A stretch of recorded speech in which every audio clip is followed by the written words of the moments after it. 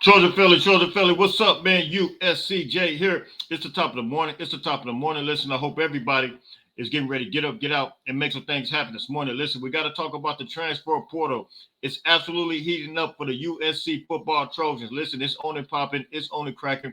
It's straight up go time. And look, there are some several needs that USC has to address. One being specifically the running back position. And here's the reason why. Do we want to overload the running back position like we did last year? Absolutely not, because there were some guys that were lost in the sauce when they shouldn't have been. Guys like Darwin Barlow, guys like Raleek Brown. So we don't want to just kind of overdo it. But at the end of the day, when you look at the running back situation right now, USC is extremely thin. And one being that you got Raleek Brown, who considers himself a running back. He hit the transfer portal, has multiple offers on the table right now for him. Of course, Darwin Barlow, he hit the transfer portal. And then you got a guy like Marshawn Lloyd, who was the leading rusher this year.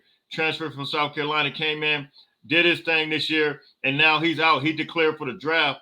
And of course, you got Austin Jones, who will actually be participating in the bowl game this year. He's out of here as well.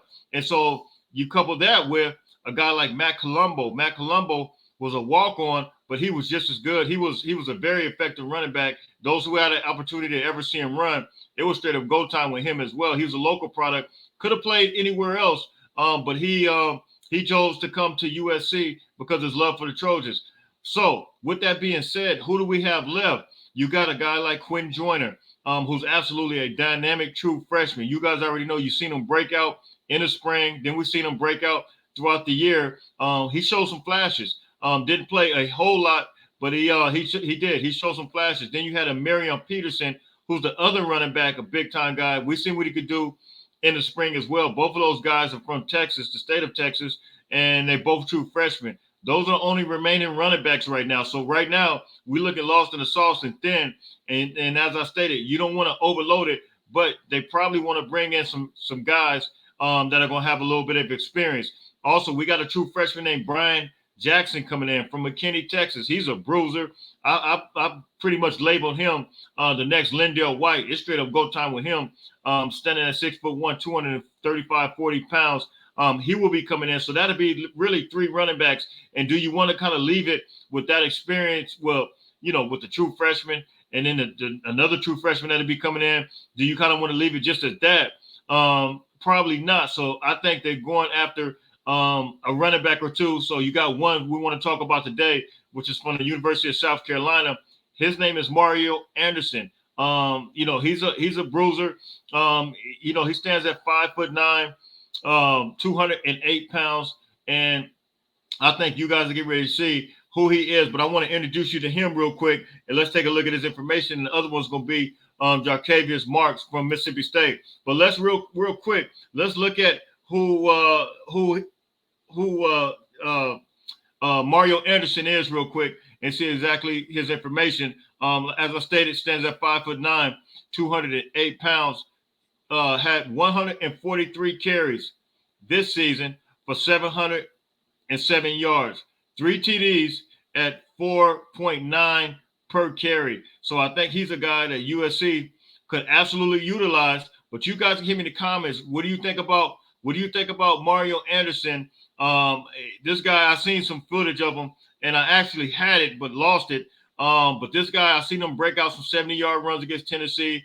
I've seen him break out some big-time runs against a couple of schools. But he put out his top four right here, and you see it's Oklahoma, USC, Memphis, and Cal. So USC officially offered him. And look, I think that he's one of those guys that can absolutely be utilized by USC in the event he decides to come.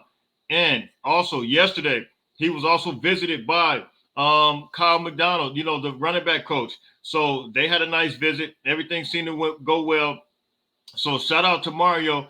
And coincidentally, I know his dad. I didn't really realize his dad has the same name. His dad grew up on the West Coast, but moved later on to the South.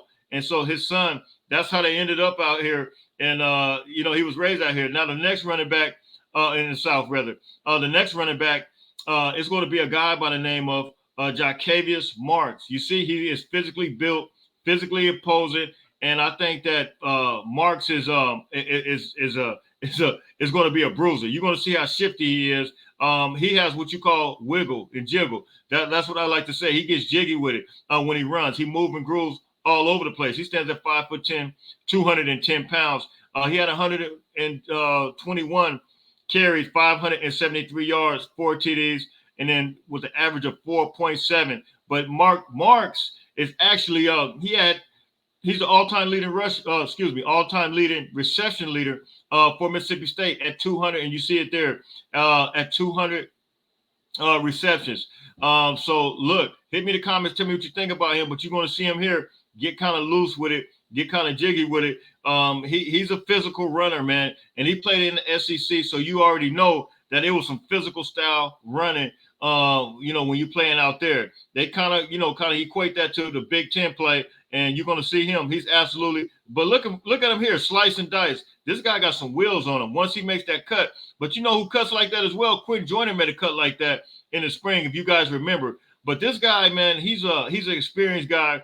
And the main thing is this. You want a guy that's going to be back there that can pass block. You could do the running, you could do the catching. But if you can't pass block, you're no good. But you're going to see a guy like this can absolutely pass block.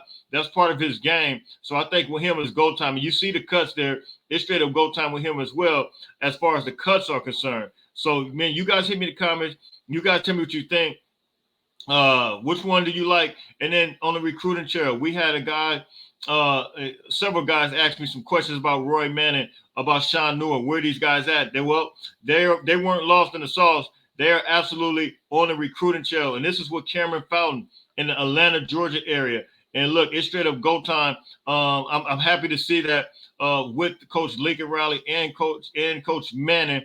Cameron Fountain is there, and his mom is the biggest cheerleader for the USC football team. Even when they were down and out, she said, look, I'm supporting this team. Those who are on Twitter, you guys are familiar with her. She's always putting out tweets, supporting the team, always being very supportive. So shout out to her, the whole Fountain family. And Cameron Fountain's a big-time guy. Also, Coach Newell.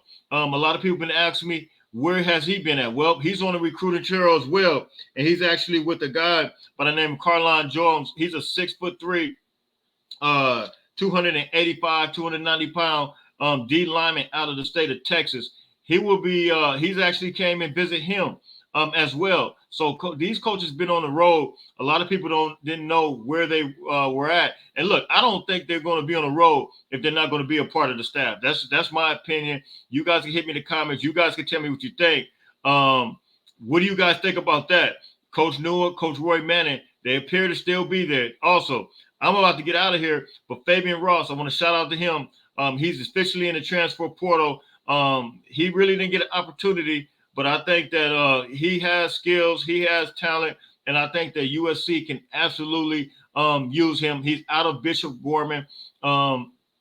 Went there, came in with Zion Branch. They kind of came in together. I'm not gonna say a package deal, but I know they were friends. I think I even seen them taking pictures together.